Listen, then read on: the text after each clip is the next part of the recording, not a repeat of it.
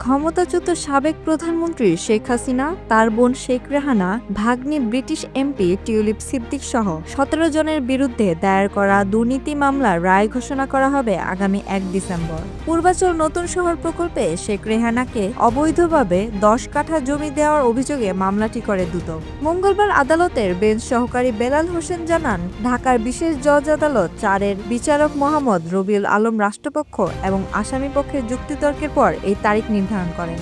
মামলার সাক্ষীরা জানান, প্রধানমন্ত্রীত্বের ক্ষমতার অপপ্রয়োগ করে জালিয়াতির মাধ্যমে প্লট বরাদ্দ দিয়েছেন শেখ হাসিনা।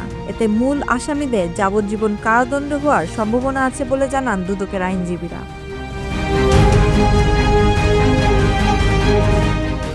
পূর্বাচলের শেখ হাসিনা পরিবারের প্লট নেয়ার সময় নিজের পরিবারের জন্য হাসিনার কাছে প্লটের আবদার করেন শেখ রেহানা। পরে ক্ষমতার অপব্যবহার করে রাজুকে প্লট বরাদ্দের আদেশ দেন তৎকালীন প্রধানমন্ত্রী শেখ হাসিনা। মিথ্যা হলফনামা দিয়ে ১০ কাঠা জমির মালিক হন রেহানা।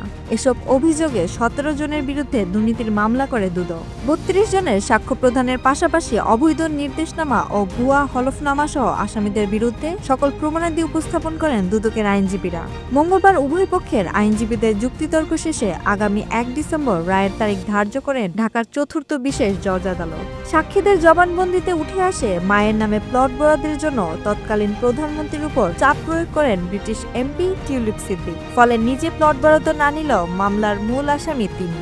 রায়ে হাসিনা রেহানার পাশাপাশি টিউলিপেরও যাবজ্জীবন কারাদণ্ড হতে পারে বলে জানান দুদকের আইনজীবীরা।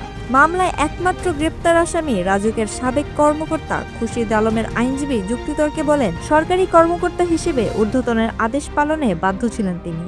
নুজহাতুন নওরিন, আজাদ ডেস্ক।